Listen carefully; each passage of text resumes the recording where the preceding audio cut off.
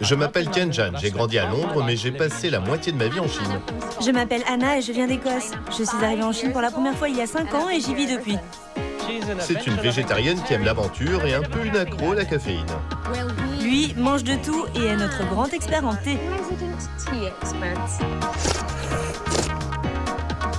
Saviez-vous que le thé est la boisson la plus bue au monde après l'eau et que là où il y a du bon thé, il y a de superbes paysages. Ça veut dire que ces endroits font partie des principales destinations de voyage en Chine. Et qui dit bon thé, dit bonne cuisine. Ce qui fait de la cuisine locale un incontournable, que vous soyez mangeur de viande ou végétarien. Commençons illico notre sortie gourmande.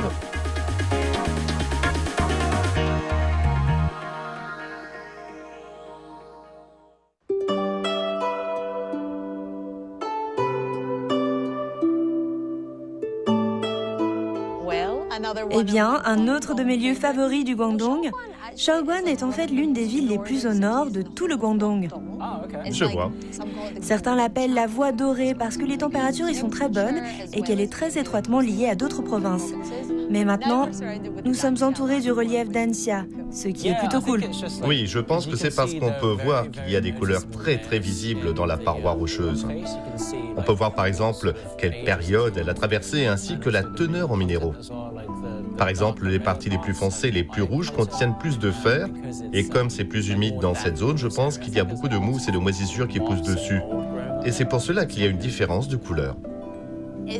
C'est l'éléphant ? Oui, je peux voir la ressemblance. Il devrait y en avoir 5. C'est un peu comme quand on est enfant, qu'on regarde les nuages et qu'on doit s'efforcer d'imaginer à quoi ça ressemble. Je suppose que c'est la théière dont on a parlé. Oui, il n'y a pas de poignée, mais ça ressemble beaucoup à une théière. Il y a plus de 1000 ans, c'était l'une des principales régions productrices de thé du sud de la Chine. C'est donc logique, il devrait y avoir du bon thé. Ah voilà, je suis partante pour la cuisine et le thé. Je ne me suis pas encore risquée à y goûter. Je suis sûr que tu le feras, ils en ont une pleine montagne. Exactement, emmenez-nous jusqu'au thé.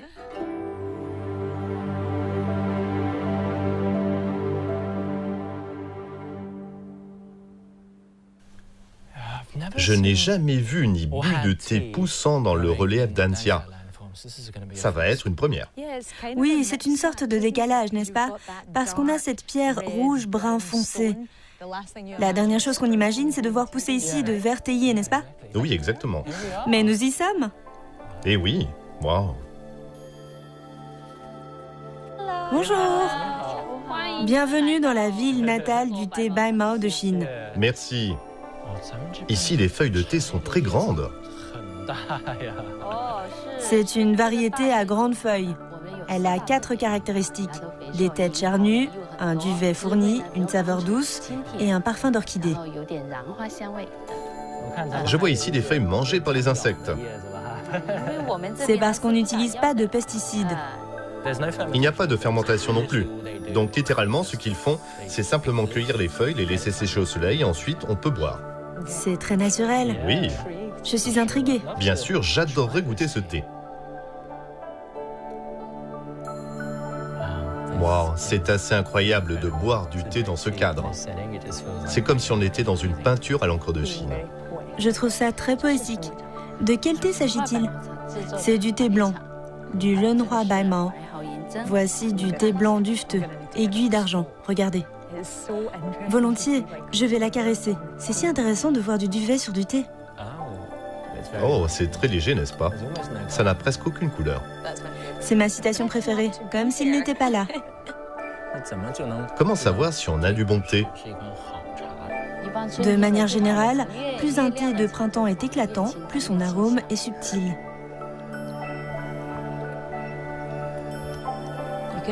On peut presque sentir les papilles gustatives s'ouvrir sur sa langue lorsqu'on la fait tourner en bouche. C'est intéressant. C'est très surprenant et tout à fait délicieux de voir à quel point c'est propre et pur. Au printemps, ils vont en radeau sur l'île là-bas pour cueillir du thé. Je pense que j'aimerais faire un stage ici pendant l'été. Je vivrai sur l'île.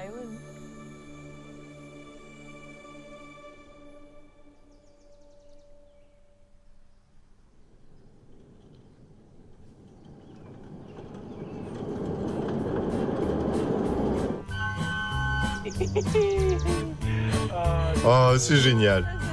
Comment ça se passe? Je me sens comme un petit enfant. J'allais dire que ça fait de Shaoguan le parfait week-end pour une petite escapade, parce qu'il y a un peu de diversité. Il y a le relief d'Anxia, ces roches rouges-marron, et ici à Lingxi, on peut à nouveau se perdre dans les arbres. C'est vraiment sympa. Oui, c'est génial et on peut voyager dans un train en mangeant des nuggets, de poulet et des frites. J'adore le fait qu'on ait un bon thé raffiné avec ça. Mais on pourra pêcher du poisson frais plus tard, pour l'ajouter à notre répertoire de cuisine britannique. Le dîner pourrait être un peu plus frais peut-être. Oui.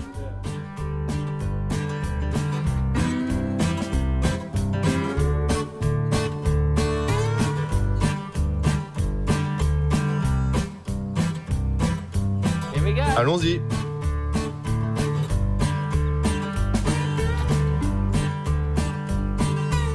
Lorsque l'épuisette entre dans l'eau, elle devient particulièrement lente. Non. Mais j'ai une pierre. C'est un leurre, c'est un leurre.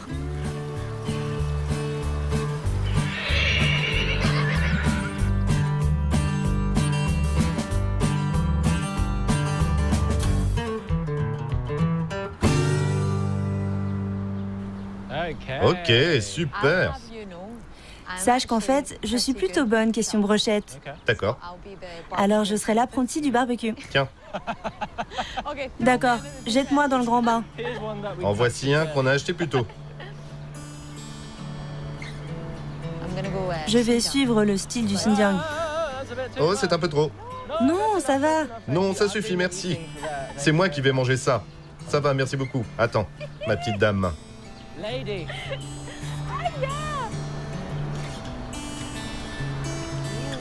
Oui, celle-ci est bien. C'est l'expérience agréable qu'on peut vivre avec ce genre de barbecue. Surtout quand quelqu'un, comme moi, cuisine. Je répartis toujours inégalement les épices et l'assaisonnement. Donc une bouchée peut être la nourriture la plus fade qu'on ait jamais mangée de sa vie, puis l'autre décoiffée. Super, je vais regarder si quelqu'un d'autre fait un barbecue dans le coin. Peut-être que je me ferai des amis là-bas.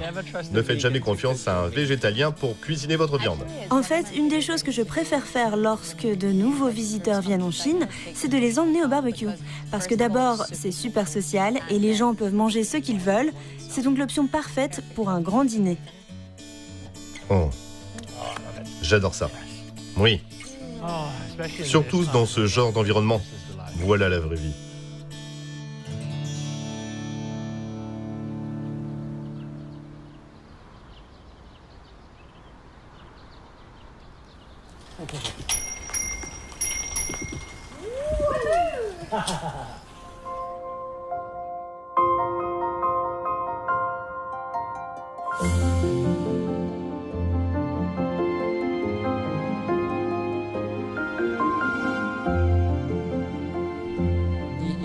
Il faut que tu me dises quoi faire.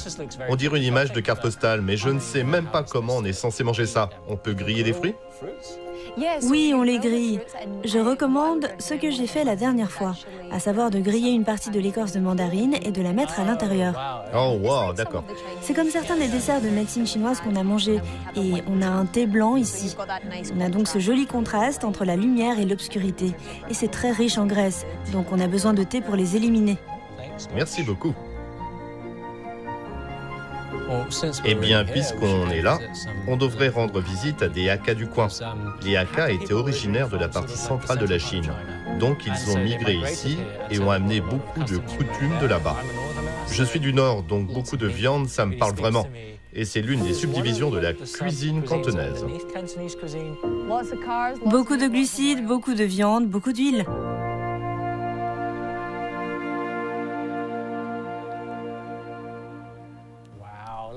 Wow, regarde ça. Goûtez notre cuisine Hakka. En fait, sache que c'est mon préféré. Ah oui ? Cette partie montagneuse du nord du Guangdong est proche du Jiangxi et du Hunan. Et la cuisine est influencée par nos voisins. Vous pouvez ajouter un peu de piment pour rehausser la saveur et la couleur.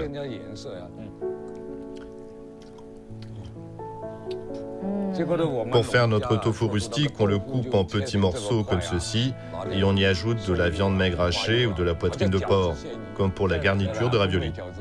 Les gens du Nord-Est adorent les raviolis.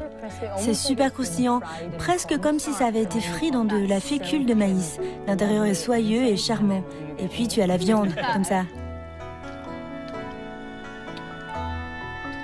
Oh, c'est incroyable. C'est délicieux, c'est tellement bon. C'est comme un plat typique du Nord-Est. C'est très semblable au porc braisé et aux légumes marinés. Du porc braisé, n'est-ce pas? Oui.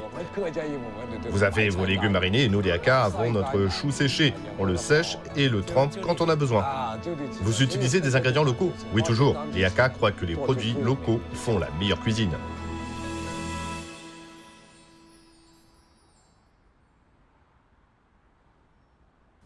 C'est donc l'une des plus grandes résidences traditionnelles Hakka du Guangdong, n'est-ce pas? Oui, ça s'appelle un wewu.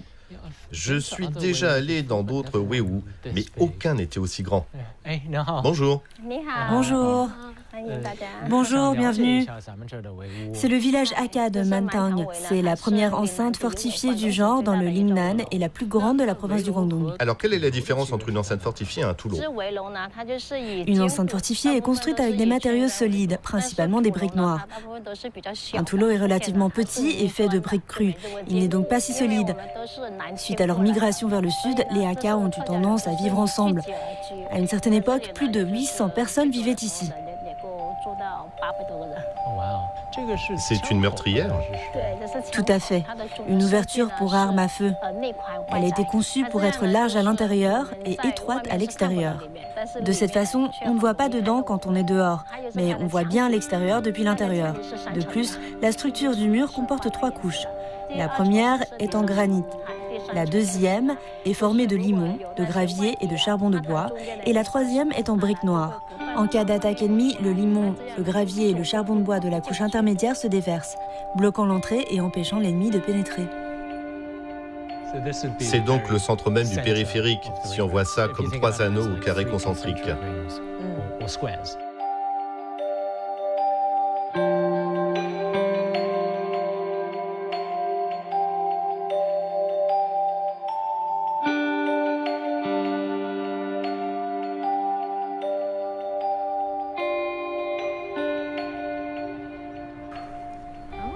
Oh, qu'avons-nous ici?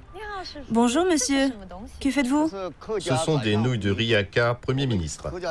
Les Hakka aiment les nouilles, mais le blé ne pousse pas ici. Nous fabriquons donc nos nouilles à partir de riz. Les Hakka aiment la cuisine de leur région d'origine, mais ils doivent s'adapter à leur environnement. Oui, faire des nouilles de riz exige beaucoup de savoir-faire. On peut vous suivre pour jeter un œil? Bien sûr. D'accord, merci. Ah oui, Ça attise ma curiosité.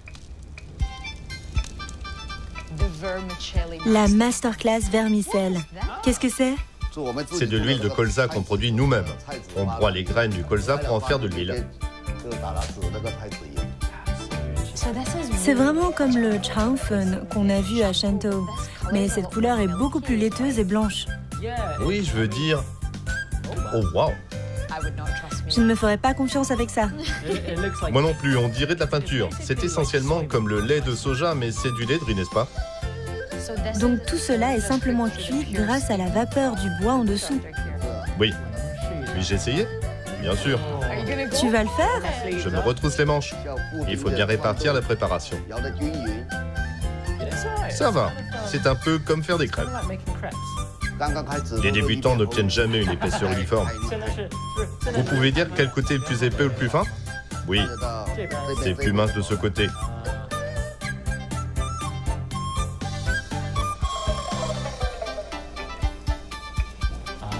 Le moment de vérité. Maintenant, il faut décoller. Oh, je vois. C'est un peu trop épais ici sur le bord. On tombe au premier obstacle? Oui, c'est comme décoller du papier peint. Eh, ça a l'air bien. Oui, je me débrouille bien, je trouve. C'est pas mal. Et voilà. Ensuite, on met dessus et on fait sécher dehors, n'est-ce pas? Oui. J'ai l'impression de porter une civière. Il faut laisser pendant 4 heures, n'est-ce pas? Oui, il faut le faire quand le soleil tape fort. Oh, eh bien, bienvenue dans le Guangdong, l'endroit le plus moite au monde. On a donc de bonnes conditions aujourd'hui.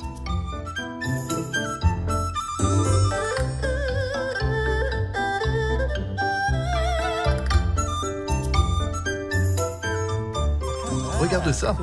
Donc vous l'avez trempé dans l'eau. Oui, pour l'humidifier à nouveau. Ça s'est ramolli. Oui. Oh, ça a l'air assez résistant. Oui, j'allais dire qu'étalé, ça ressemble à un morceau de cuir. Je peux vous aider? Bien sûr. Il se dit, d'accord. Fais attention. Attention à tes... Non, que fais-tu? Elle les aime larges. C'est pas mal. Oh, regarde ça. Tu nous fais des fettuccine? Ça va. C'est mon mot chinois préféré. Ça va, koi. Il faut les emmener pour les sécher à nouveau au soleil. Ce n'est pas bon pour les mangeurs impatients comme moi, alors. Eh bien, au moins, on pourra manger des nouilles coupées par quelqu'un d'autre aujourd'hui.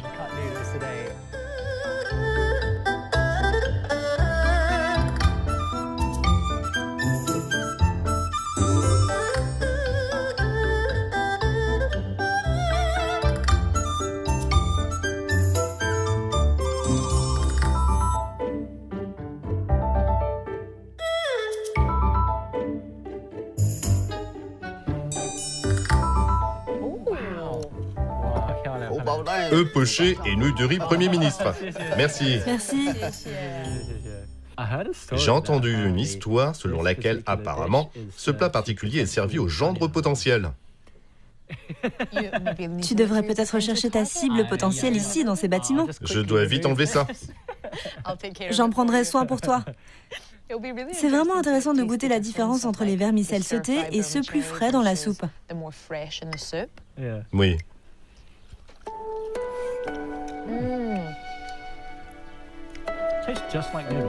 Oui, ça a le goût de nouilles. Les nouilles sont faites avec du blé. Là, c'est du riz. C'est donc comme si la texture était presque exactement comme celle des nouilles. Mais il y a quelque chose de légèrement différent, quelque chose de moins dense, de plus aérien.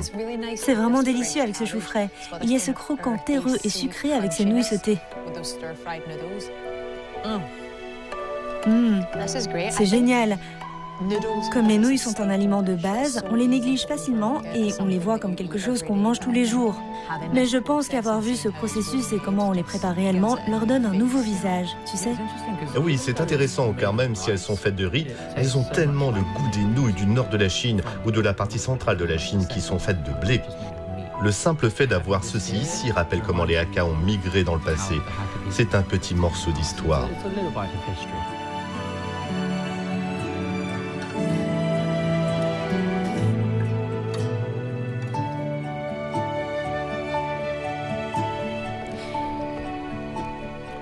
On a mangé beaucoup de cuisine Hakka, mais personnellement, je n'ai jamais essayé le thé Hakka. Je suis donc intriguée. Oui, moi non plus. C'est drôle. Oh, il nous attend. Que l'expérience de dégustation commence. Bonjour. Bienvenue. Oh, magnifique. Boire du thé en montagne, c'est vraiment agréable. Asseyez-vous. Merci, c'est tellement différent, l'environnement est fantastique. Nous avons préparé 2 types de thé. L'un est notre thé vert sauté Hakka, qui a été chauffé à feu vif. Il est sauté jusqu'à ce qu'il soit partiellement enroulé et de couleur blanchâtre. L'autre est un thé vert traditionnel, un type courant. Et il faudrait commencer par le plus léger. Oui, sinon on ne perçoit plus le goût. C'est vraiment rafraîchissant de boire dans ce genre de tasse, surtout avec l'esprit débridé associé au Nord. Ainsi, quand on fait un festin de viande, on prépare du thé dans une grande théière comme celle-ci. C'est relativement simple. Goûtons maintenant le thé vert sauté Hakka. D'accord. D'accord, la couleur est assez surprenante. C'est beaucoup plus vert, n'est-ce pas? Oui, c'est beaucoup plus visible. En fait, je perçois plus d'arômes qu'avec la première tasse de thé. Oui, il y en a définitivement plus, je pense. Notre thé vert sauté Hakka a l'arôme du riz frit et un doux parfum dû à la chaleur élevée. Mais il nécessite une étape supplémentaire. Toutes les demi-heures, les feuilles sont réchauffées à feu vif. Les Hakka du Sud ont plus d'humidité dans leur corps. Cette étape supplémentaire atténue la nature froide du thé vert. Cela me rappelle presque les vermicelles qu'on vient de faire. Il faut faire 2 séchages. Oui, exactement. Un cousin du thé.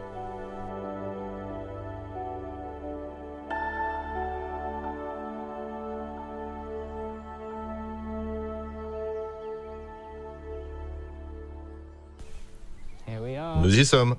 Visiter le temple Nanhua est en fait la partie du voyage qui me passionne le plus. D'accord. Je pense que son histoire est vraiment fascinante. C'était il y a environ 1500 ans, un moine indien est venu ici et a imaginé ce que cet endroit allait devenir. Oui, et je pense que le moine a prophétisé que 170 ans plus tard, un Bouddha vivant établirait ce temple. Et il s'agit en fait du 6e patriarche, Huineng.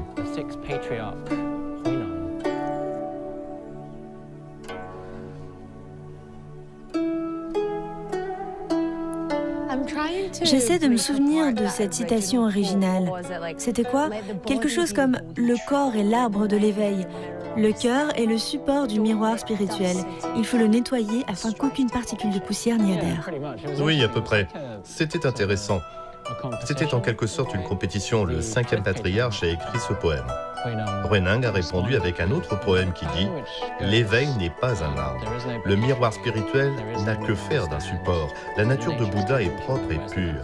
Où la poussière adhérerait-elle » Alors l'ancien patriarche a dit « Oh, ce type a une meilleure compréhension de la nature de Bouddha. » Il est donc devenu le nouveau patriarche. Et vraiment, c'est en quelque sorte grâce à Huineng que le bouddhisme Chan, le zen, est devenu important en Chine.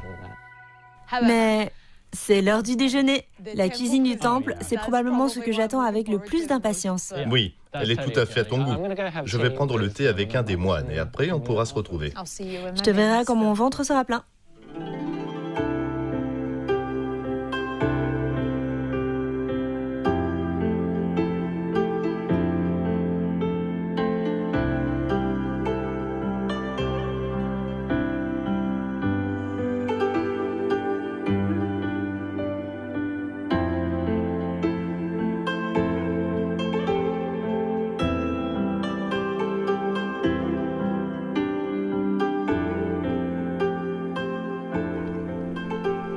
Je suis très enthousiaste. Nous allons méditer. Il y aura également du thé zen dans la salle. Et tout cela en silence.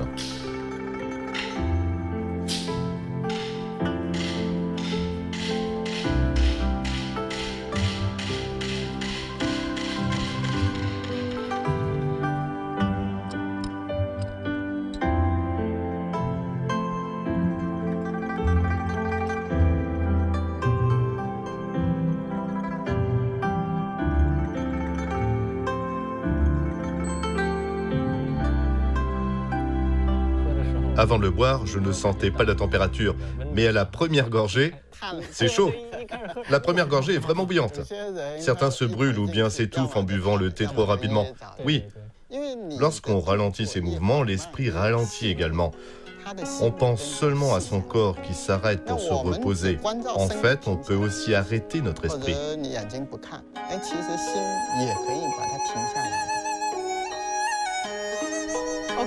D'accord, c'était comme un voyage. Au début, le silence était plutôt assourdissant. Mais une fois que j'ai surmonté cela, j'ai commencé à apprécier le silence et à être plus attentive aux textures et aux goûts qui m'étaient servis. Mais dans l'ensemble, c'est une bonne expérience culinaire consciente. Maintenant, je dois trouver Tianjan parce que j'ai l'impression que j'ai besoin de parler à quelqu'un, de me défouler un peu.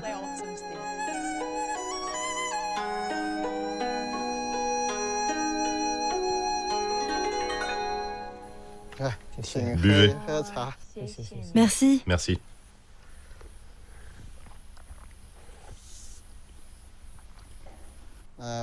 Quand on prépare et qu'on boit du thé, il faut le goûter et sentir son arôme. Cela demande de la concentration de boire du thé. Il y a un dicton selon lequel le zen et le thé ne font qu'un. Comment interprétez-vous cela? Boire du thé, c'est bien plus que boire physiquement. Si vous êtes obsédé par ce goût particulier, cela devient une forme d'inquiétude et de cupidité. L'unité signifie qu'il n'y a pas de différence. thé et zen peuvent se fondre en parfaite harmonie. Lorsqu'on boit du thé, cela rappelle de pratiquer le zen. Dans un contexte plus large, lorsque vous marchez, c'est l'unité de la marche et du zen. Quand vous mangez, c'est l'unité de l'acte de se nourrir et du zen. Je pense que ça nous ramène au début de notre conversation avec cette autre citation selon laquelle, lorsqu'on entre dans le néant, on devient tout. Donc tout est dans l'instant présent. Il n'y a rien en dehors de ça. Oui. Comment y parvenir? Il y a 3 aspects. Le premier est le calme. Il ne faut qu'un bruit. La seconde est la propreté. D'un environnement sans distraction à l'esprit pur du buveur de thé, vous avez besoin de propreté. Le troisième est le respect, c'est-à-dire l'égalité de traitement sans distinction entre supérieur et inférieur. Du Bouddha à l'humain, en passant par le soin porté à son environnement, le bouddhisme nous enseigne que partout, il y a un lieu pour pratiquer le zen. Avec le zen dans votre cœur, tout ce que vous faites est zen. Sans cela, quoi que vous fassiez n'est pas zen. C'est dans cet état d'esprit qu'il faut être. Au fond, il s'agit du phénomène de transe. Oui. Je pense que beaucoup de gens ne peuvent peut-être pas faire l'association dans le domaine du thé, mais à un moment donné de la vie, tout le monde fait l'expérience de cet état de transe. Le simple fait d'utiliser le thé comme instrument signifie que vous pouvez peut-être y accéder au quotidien, ce qui est inspirant et accessible.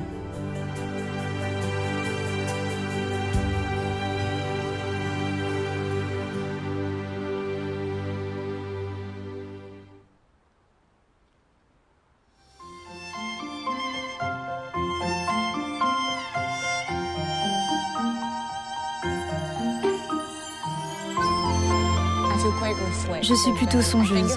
Et je pense que si je pouvais résumer toute cette expérience, ça ressemblerait à un puzzle. J'ai l'impression qu'au début, je ne voyais pas du tout où cela me mènerait. Et lentement, en cours de route, j'ai rassemblé certains fragments. Je pense que c'est vraiment rafraîchissant de se pencher sur les origines profondes de l'humble tasse de thé. J'ai définitivement fait un peu de chemin depuis le début. C'était un sacré voyage.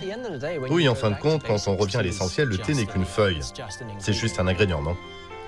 Mais c'est aussi bien plus, car c'est la condensation de tout son environnement. C'est la lumière du soleil, c'est la rosée du matin, ce sont les minéraux du sol. C'est assez inclusif, car peu importe qu'on soit vendeur ambulant ou moine, qu'on boive du thé en sachet, ou le plus rare et le plus cher des oolongs. Le thé donne toujours un espace pour revenir en arrière, se retirer, se retrouver un peu et vivre l'instant présent. Lorsqu'on goûte du thé, on comprend son environnement. On est ici maintenant, n'est-ce pas? On comprend les gens qui sont allés cueillir le thé et l'ont ensuite transformé en ce qu'il est. Et c'est aussi la même chose avec la cuisine.